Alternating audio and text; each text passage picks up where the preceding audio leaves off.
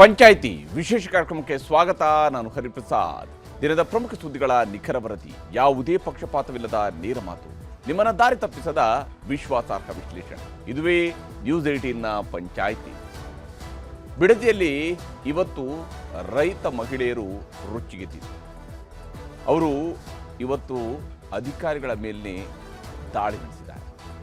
ಬಿಡದಿಯ ಜಮೀನು ಈಗ ಪ್ರತಿಭಟನೆಯ ಹಂತದಿಂದ ಬಡಿದಾಟಕ್ಕೆ ಬದಲಿದೆ. ಇದುವೇ ಇವತ್ತಿನ ಪಂಚಾಯಿತಿಯ ಮೊದಲ ಸುದ್ದಿ. ಪೊರಕೆ ಸೇವೆ. ಹೌದು, ಮಹಿಳೆಯರ ಕೈಯಲ್ಲಿ ಪೊರಕೆ ಇತ್ತು. ರೈತ ಮಹಿಳೆಯರು ಹೆಗಲ ಮೇಲೆ ಹಸಿರು ಶಾಲು ಹಾಕೊಂಡಿದ್ರು, ಕೈಯಲ್ಲಿ ಪೊರಕೆ ಹಿಡ್ಕೊಂಡಿದ್ರು. ಅವರು ಟಾರ್ಗೆಟ್ ಮಾಡಿದಂಥದ್ದು ಸರ್ಕಾರಿ ಅಧಿಕಾರಿಗಳ ಮೇಲೆ. ಸರ್ವೆ ನಡೆಸೋದಕ್ಕಾಗಿ ಕಂದಾಯ ಇಲಾಖೆಯವರು ಬಂದಿದ್ರು, ಪೊಲೀಸರ ರಕ್ಷಣೆ ಇತ್ತು. ಬಿಡದಿಯ ಯಾವ ಹಳ್ಳಿಗಳಲ್ಲಿ ಈಗಾಗಲೇ ಸರ್ಕಾರ ಜಮೀನನ್ನು ವಶಪಡಿಸ್ಕೊಳ್ಬೇಕು ಅಂತ ನಿರ್ಧರಿಸಿತ್ತು, ಯಾವ ರೈತರು ತಮ್ಮ ಜಮೀನನ್ನು ಸರ್ಕಾರಕ್ಕೆ ಬಿಟ್ಕೊಳ್ಳೋದಕ್ಕೆ ಒಪ್ಕೊಂಡಿದ್ರು, ಆ ರೈತರ ಜಮೀನನ್ನು ಸರ್ವೆ ಮಾಡೋದಕ್ಕೆ ಬಂದಿದ್ರು. ಆದರೆ ಒಂದು ಕಡೆಯಲ್ಲಿ ನಾವು ಹೋರಾಟ ನಡೆಸ್ತಾ ಇದ್ದೀವಿ, ಮತ್ತೊಂದು ಕಡೆಯಲ್ಲಿ ಈ ರೀತಿಯಂಥ ಸರ್ವೆ ನಡೆಸೋದ್ರ ಮೂಲಕವಾಗಿ ನಮಗೆ ತೊಂದರೆ ಕೊಡೋದಕ್ಕೆ ಬರ್ತಾರೆ ಅಂತೇಳೋ ಕಾರಣದೊಂದಿಗೆ ಇವತ್ತು ರೈತರು, ವಿಶೇಷವಾಗಿ ರೈತ ಮಹಿಳೆಯರು ಕೈಯಲ್ಲಿ ಪೊರಕೆ ಹಿಡ್ಕೊಂಡಿದ್ರು. ರೈತರು ಕೆಲವರು ಕಲ್ಲು ಹಿಡ್ಕೊಂಡಿದ್ರು. ಯಾಕಂದರೆ ಕಲ್ಲಿನಿಂದ ದಾಳಿಯಾಗಿದೆ, ಪೊರಕೆಯಿಂದ ದಾಳಿಯಾಗಿದೆ. ಕಲ್ಲು ಹೊಡೆದಿದ್ದಾರೆ, ಕಾರುಗಳಿಗೆ ಕಲ್ಲು ಹೊಡೆದಿದ್ದಾರೆ. ಇಷ್ಟಾಗ್ತಾ ಇದ್ದಂತೆಯೇ ಪರಿಸ್ಥಿತಿ ವಿಕೋಪಕ್ಕೆ ತಿರುಗ್ತಾ ಇದ್ದಂತೆಯೇ ಅಲ್ಲಿದ್ದಂತಹ ಅಧಿಕಾರಿಗಳನ್ನು ವಾಪಸ್ ಕಳಿಸೋದಕ್ಕೆ ಪೊಲೀಸರು ಹರಸಾಹಸ ಪಟ್ಟವ್ರನ್ನೇನೋ ವಾಪಸ್ ಕಳಿಸಿದ್ರು.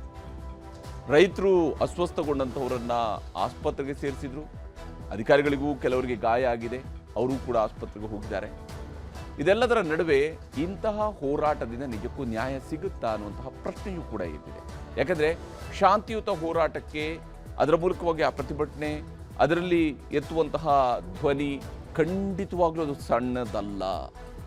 ಯಾಕಂದರೆ ನಮ್ಮ ದೇಶದಲ್ಲಿ ಶಾಂತಿಯುತ ಪ್ರತಿಭಟನೆಯ ತೀವ್ರತೆಯಷ್ಟು, ಅದರಿಂದ ಸಿಗುವಷ್ಟು ಲಾಭ ಯಾವತ್ತೂ ಕೂಡ ಶಾಂತಿ ಕದಡೋದ್ರಿಂದ ಸಿಕ್ಕಿರುವ ಇತಿಹಾಸವೇ ಇಲ್ಲ. ಹೀಗಿರುವಾಗ ಶಾಂತಿಯುತ ಹೋರಾಟದ ಬದಲು ಈ ರೀತಿಯಾಗಿ ಪೊರಕೆ ಸೇವೆ ಮಾಡಬೇಕಾಗಿತ್ತಾ ಅನ್ನುವಂತಹ ಪ್ರಶ್ನೆಯೂ ಇದ್ದೇ ಇದೆ. ಅದರ ಬಗ್ಗೆ ಒಂದು ವಿವರವಾದಂತಹ ವರದಿಯನ್ನು ನಿಮಗೆ ತೋರಿಸ್ತೀವಿ ಇವತ್ತಿನ ಪಂಚಾಯಿತಿಯ ಮೊದಲ ಸುದ್ದಿಯಲ್ಲಿ. ಇನ್ನು ಇವತ್ತಿನ ಪಂಚಾಯಿತಿಯ ಎರಡನೇ ಸುದ್ದಿ, ಸುಪ್ರೀಂ ಶಾಕ್. ಮಾಜಿ ಸಚಿವ HD ರೇವಣ್ಣ ಅವರಿಗೆ ಸುಪ್ರೀಂ ಕೋರ್ಟ್ ಶಾಕ್ ಕೊಟ್ಟಿದೆ. ಅವರ ಮಗ ಆಲ್ರೆಡಿ ಲೈಂಗಿಕ ದೌರ್ಜನ್ಯ ಪ್ರಕರಣಕ್ಕೆ ಸಂಬಂಧಪಟ್ಟಂತೆ ಶಿಕ್ಷೆಯನ್ನು ಅನುಭವಿಸ್ತಾ ಇದ್ದಾರೆ, ಜೈಲಿನಲ್ಲಿದ್ದಾರೆ. ಮಾಜಿ ಸಂಸದ ಪ್ರಜ್ವಲ್ ರೇವಣ್ಣ. ಆದರೆ ಪ್ರಜ್ವಲ್ ರೇವಣ್ಣ ವಿರುದ್ಧ ದಾಖಲಿಸಿದಂಥ ಚಾರ್ಜಸ್ ಅನ್ನು HD ರೇವಣ್ಣ ಅವರ ವಿರುದ್ಧವೂ ಕೂಡ ದಾಖಲಿಸಲಾಗಿತ್ತು. ಆದರೆ ರೇವಣ್ಣ ಅವ್ರಿಗೆ ಹೈಕೋರ್ಟ್ನಲ್ಲಿ ಅವರು ದೋಷಮುಕ್ತರಾಗ್ತಾರೆ. ಅವರು ದೋಷಮುಕ್ತರಾದಂಥದ್ದು 2025ರಲ್ಲಿ. ಆದರೆ ಬಹಳ ತಡವಾಗಿ ರಾಜ್ಯ ಸರ್ಕಾರ ಸುಪ್ರೀಂ ಕೋರ್ಟ್ನ ಮೊರೆ ಹೋಗಿದೆ. ಸುಪ್ರೀಂ ಕೋರ್ಟ್ ರಾಜ್ಯ ಸರ್ಕಾರಕ್ಕೂ ಕೂಡ ಕೇಳಿದೆ, ಏನು ಇಷ್ಟು ತಡವಾಗಿ ಬಂದಿದ್ದೀರಿ ಇಂಥದ್ದೊಂದು ಗಂಭೀರ ಪ್ರಕರಣದಲ್ಲಿ ಅನ್ನುವಂಥದ್ದು ಒಂದು ಭಾಗ. ಆದರೆ ಮಗನಿಗೆ ಆ ರೀತಿ ಶಿಕ್ಷೆ ಆಗಿದೆ, ಅಪ್ಪನಿಗೆ ಖುಲಾಸೆ ಆಗಿದೆ ಅಂದರೆ ಏನರ್ಥ ಅನ್ನುವಂಥದ್ದನ್ನು ಕೂಡ ಪ್ರಶ್ನಿಸಿದೆ. ಹಾಗಾದರೆ ಸುಪ್ರೀಂ ಕೋರ್ಟ್ನಲ್ಲಿ ಇವತ್ತು ಏನಾಗಿದೆ, ಯಾವ ವಿಚಾರಕ್ಕಾಗಿ ಸುಪ್ರೀಂ ಕೋರ್ಟ್ ಈಗ ಶಾಕ್ ಕೊಟ್ಟಿದೆ, ನೋಟಿಸನ್ನು ಜಾರಿ ಮಾಡಿದೆ ಅನ್ನೋದನ್ನು ನಿಮಗೆ ತೋರಿಸ್ತೀನಿ ಇವತ್ತಿನ ಪಂಚಾಯಿತಿಯ ಎರಡನೇ ಸುದ್ದಿಯಲ್ಲಿ. ಈಗ ಮೊದಲ ಸುದ್ದಿ ಕಡೆಗೆ ಹೋಗೋಣ. ಬಹಳ ಮುಖ್ಯವಾಗಿ ಪೊರಕೆ ಸೇವೆ. ರೈತರು ಹೋರಾಟ ನಡೆಸ್ತಾ ಇದ್ರು, ರಾಜಕಾರಣಿಗಳು ಅದಕ್ಕೆ ಸಾಥ್ ಕೊಟ್ಟಿದ್ರು. ವಿಶೇಷವಾಗಿ ಕುಮಾರಸ್ವಾಮಿಯವರು ಒಂದು ದಿವಸ ಹೋಗಿ ಅಲ್ಲೇ ರೈತರ ನಡುವೆನೇ ಕೂತ್ಕೊಂಡು ಮುಖ್ಯಮಂತ್ರಿಯವ್ರಿಗೂ ಕೂಡ ಒಂದು ಖಾಲಿ ಚೇರನ್ನಿಟ್ಟು ಮುಖ್ಯಮಂತ್ರಿಯವರು ಬರ್ತಾರೆ ಅಂತೇಳಿ ಕಾಯ್ತಾ ಕೂತಿದ್ರು. ಆ ಮೂಲಕ ಹೋರಾಟದ ಜೊತೆಗೆ ರೈತರ ಜೊತೆಗೆ ತಾವು ನಿಂತಿದ್ರು. ಶಾಂತಿಯುತವಾಗಿ ನಡೀತಾ ಇದ್ದಂಥ ಹೋರಾಟದಲ್ಲಿ ಇವತ್ತು ಏಕಾಏಕಿ ಪೊರಕೆ ಸೇವೆ ಆಗಿದೆ. ಪೊರಕೆಯಿಂದ ಹೊಡೆದಿದ್ದಾರೆ, ಕಲ್ಲು ತೂರಾಟ ನಡೆಸಿದ್ದಾರೆ. ಸಹಜವಾಗಿಯೇ ಕಲ್ಲು ತೂರಾಟ ನಡೆಸಿದಂಥವರು, ಪೊರಕೆಯಿಂದ ಹೊಡೆದವರ ಮೇಲೆ ಈಗ ಪ್ರಕರಣವನ್ನು ದಾಖಲಿಸಲಾಗಿದೆ. ಕುಮಾರಸ್ವಾಮಿಯವರು ಕೂಡ ವಿನಂತಿ ಮಾಡಿದ್ದಾರೆ, ಶಾಂತಿಯುತ ಹೋರಾಟ ಮಾತ್ರ ನಮ್ಮ ಮಾರ್ಗ ಆಗಿರಬೇಕು, ಯಾವುದೇ ಕಾರಣಕ್ಕೂ ಶಾಂತಿಯನ್ನು ಮೀರಿದ ಹೋರಾಟಗಳು ಆಗಬಾರ್ದು. ಇದರಿಂದಾಗಿ ರೈತರಿಗೇನೆ ತೊಂದರೆ ಆಗಬಹುದು ಅನ್ನುವಂಥ ಆತಂಕ ಅವ್ರಿಗೂ ಕೂಡ ಕಾಡ್ತಾ ಇದೆ. ಏನು ನಡೀತಿ ಇವತ್ತು ಹಾಗಾದರೆ ಬಿಡದಿಯಲ್ಲಿ, ಏನು ಕತೆ ಅನ್ನೋದನ್ನು ಈ ವರದಿಯಲ್ಲಿ ತೋರಿಸ್ತೀವಿ.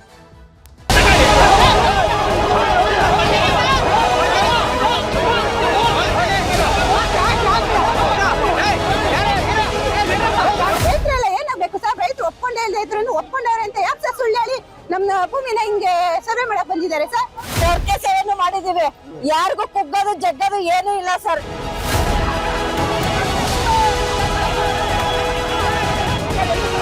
ಯಾವುದೇ ಕಾರಣಕ್ಕೂ ಯಾವುದೇ ಕೆಟ್ಟ ಘಟನೆಗಳಿಗೆ ಅವಕಾಶ ಕೊಡದೆ ಇವತ್ತು ಶಾಂತಿಯುತವಂತ ನಿಮ್ಮ ಹೋರಾಟ ಏನಿದೆ ಅದನ್ನು ಮುಂದುವರಿಸಿ.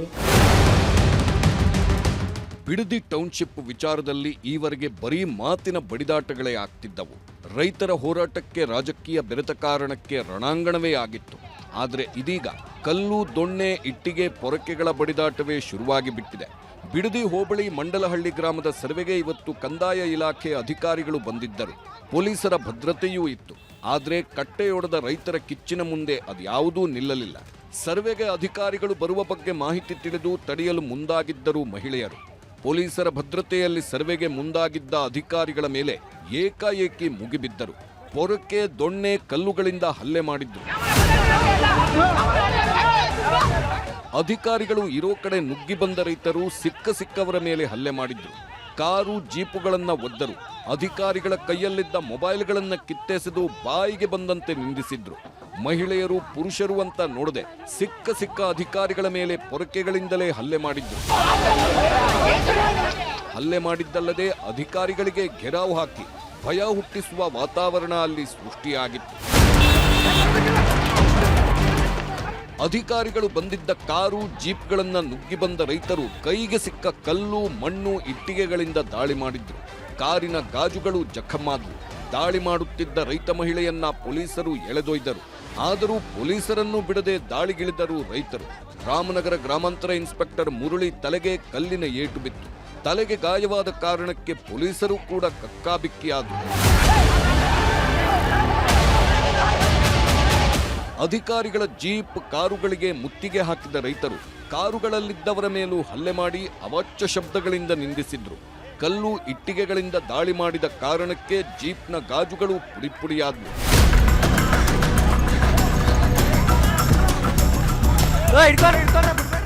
ರೈತರ ಕಣ್ತಪ್ಪಿಸಿ ಸರ್ವೆ ಮಾಡುತ್ತಿದ್ದವರನ್ನು ಬಿಡಲಿಲ್ಲ. ಅಧಿಕಾರಿಗಳು ಎಲ್ಲೆಲ್ಲಿದ್ದರೋ ಅಲ್ಲಿಗೆ ಹೋಗಿ ಅಟ್ಟಾಡಿಸಿದ್ರು. ಓಡಿಸ್ಕೊಂಡು ಹೋಗಿ ಕಾರು ಹತ್ತುತ್ತಿದ್ದವರ ಮೇಲೂ ಹಲ್ಲೆ ಮಾಡಲಾಯಿತು. ಅಧಿಕಾರಿಗಳು ಕೂತಿದ್ದ ಜೀಪ್ಗೆ ಕಲ್ಲು ತೂರುತ್ತಿದ್ದ ಪರಿಣಾಮ ಭಯದಿಂದ ಅವಿತು ಕೂತಿದ್ದರು ಅಧಿಕಾರಿಗಳು.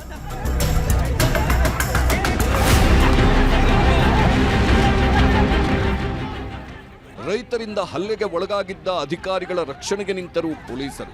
ಆದರೂ ಕೂಡ ಒಬ್ಬೊಬ್ಬರನ್ನೇ ಹಿಡಿದು ಹಲ್ಲೆ ಮಾಡಿದ್ದರಿಂದ ಭಯದ ವಾತಾವರಣವೇ ಸೃಷ್ಟಿಯಾಗಿತ್ತು.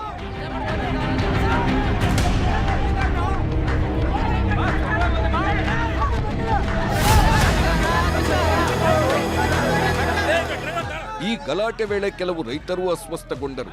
ಕೆಂಪಶೆಟ್ಟಿ ದೊಡ್ಡಿ ಗ್ರಾಮದ ರೈತ ಕೃಷ್ಣಪ್ಪ ತಲೆಗೆ ಗಾಯವಾಗಿದ್ದು ಆಸ್ಪತ್ರೆಗೆ ದಾಖಲಿಸಲಾಯಿತು.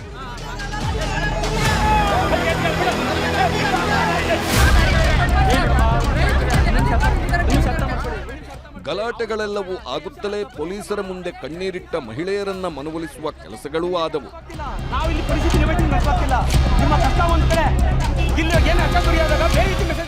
ನಾವು ಪೊಲೀಸರ ಜೊತೆ ಇಲ್ಲಿ ಕುಂಡಿಸ್ಕೊಂಡು ನಮ್ಗೆಲ್ಲ ಒಳ್ಳೆ ನೈಸಾಗಿ ಪೊಲೀಸರೆಲ್ಲ ಮಾತಾಡಿ ಆ ಕಡೆಯಿಂದ ಬಂದು ಎಲ್ಲ ಸರ್ವೆ ಮಾಡಕ್ಕೆ ಏರ್ಪಾಡು ಮಾಡ್ಕೊಂಡಿದ್ದಾರೆ ಸರ್. ರೈತರು ಅಂದ್ರೆ ಸುಮ್ನೆ ಅವ್ರು ಹೇಳಿಂದ ಕೇಳ್ಕೊಂಡು ಇರೋ ರೈತರುಗಳು ಅಂತ ತಿಳ್ಕೊಂಡ್ಬಿಟ್ಟಿದ್ದಾರೆ ಸರ್. ಇವರು ಇವತ್ತೆಲ್ಲ ಮಾತುಕತೆನೂ ಆಯ್ತು ಸರ್, ಪರ್ಕೆ ಸೇವೆನೂ ಆಯ್ತು ಸರ್. ನಾವು ರೈತರುಗಳೆಲ್ಲ ರೊಚ್ಚಿಗೆದ್ದು ಆ ಸರ್ವೆಯವ್ರನ್ನೆಲ್ಲ ಅವರು ಪೊಲೀಸ್ನವರೆಲ್ಲ ರೈತರು ನೋಡಿದ್ರು ಸರ್. ನಮ್ ರೈತರು ಪಾಪ ಅಸ್ವಸ್ಥರಾಗಿ ಆಸ್ಪತ್ರೆ ಸೇರಿದ್ದಾರೆ ಸರ್. ಆ ತರ ಎಲ್ಲ ಮಾಡಿ ಗಲಾಟೆ ಮಾಡಿ ಈ ತರ ಎಲ್ಲ ಮಾಡಿದ್ದಾರೆ ಸರ್. ಸರ್ ಒಪ್ಪಿಗೆ ಇರೋರು ಮಾಡ್ಕೊಳ್ಳಿ, ನಮ್ಗೆ ನಿಮ್ ಭೂಮಿ ನಾನು ಬಿಟ್ಬಿಡ್ತೀನಿ ಅಂತ DC ಅವ್ರು ನಮ್ಗೊಂದು ಆರ್ಡರ್ ಕೊಡ್ಲಿ ಅಷ್ಟೇ. ನಾವು ಆರ್ಡರ್ಗೋಸ್ಕರ ಕಾಯ್ತಾ ಇರೋದು. ಒಪ್ಪಿಗೆ ಕೊಟ್ಟಿರೋ ರೈತರದೇ ಮಾಡ್ತಾ ಇರೋದು. ಈಗ ನಮಗ್ ನ್ಯಾಯ ಸಿಗ್ಲಿಲ್ಲ ಅಂತಂದ್ರೆ ನಾವು 1.5 ವರ್ಷದಿಂದ ಸ್ಟ್ರೈಕ್ ಮಾಡ್ತಿದೀವಿ. ನಮಗ್ ನ್ಯಾಯ ಸಿಗ್ಲಿಲ್ಲ ಅಂದ್ರೆ ಅದೇಂಗೆ ಅವ್ರಿಗೆ ಇಷ್ಟು ಬೇಗನೆ ನ್ಯಾಯ ಕೊಡ್ತಾರೆ ಸರ್ಕಾರ? ಯಾಕೆ ಸರ್ಕಾರ ಕಣ್ಣಿಲ್ವಾ ಸರ್? ಪೊರಕೆ ಸೇವೆಯನ್ನು ಮಾಡಿದೀವಿ, ಯಾರಿಗೂ ಕುಗ್ಗೋದು ಜಗ್ಗೋದು ಏನೂ ಇಲ್ಲ ಸರ್. ನೆಕ್ಸ್ಟ್ ಬರಬಾರದು. ರೈತ ಮಹಿಳೆಯರ ಮುಂದೆ ಯಾವ್ದು ಅಲ್ಲ, ಯಾವ ಸರ್ಕಾರನೂ ಅಲ್ಲ ಸರ್. SP, IGP ಭೇಟಿ, ರೈತರ ಮನವೊಲಿಕೆ. 4 FIR, 6 KSRP ತುಕಡಿ ನಿಯೋಜನೆ. ಗಲಾಟೆಯಾಗುತ್ತಲೇ ಬೆಂಗಳೂರು ದಕ್ಷಿಣ SP R ಶ್ರೀನಿವಾಸ್ ಗೌಡ ಮಂಡಲಹಳ್ಳಿಗೆ ಭೇಟಿ ಕೊಟ್ಟರು. ಅಧಿಕಾರಿಗಳ ಕರ್ತವ್ಯಕ್ಕೆ ಅಡ್ಡಿಪಡಿಸುವುದು ಸರಿಯಲ್ಲ ಎಂದರು. ಆಗ ಎಸ್ಪಿ ಜೊತೆಗೂ ವಾಗ್ವಾದಕ್ಕಿಳಿದ ರೈತರು ಸರ್ವೆ ಕೆಲಸ ಮಾಡಲು ಬಿಡೋದಿಲ್ಲ ಎಂದು ಪಟ್ಟು ಹಿಡಿದ್ರು. ರೈತರ ಮೇಲೆ ದಬ್ಬಾಳಿಕೆ ಮಾಡಿದ್ರೆ ಸುಮ್ಮನಿರಲ್ಲ ಎಂದು ಕಿಡಿಕಾರಿದ್ರು. ಹಾಗೇನಾದ್ರೂ ಹೋರಾಟ ಹತ್ತಿಕ್ಕುವ ಪ್ರಯತ್ನ ಆದ್ರೆ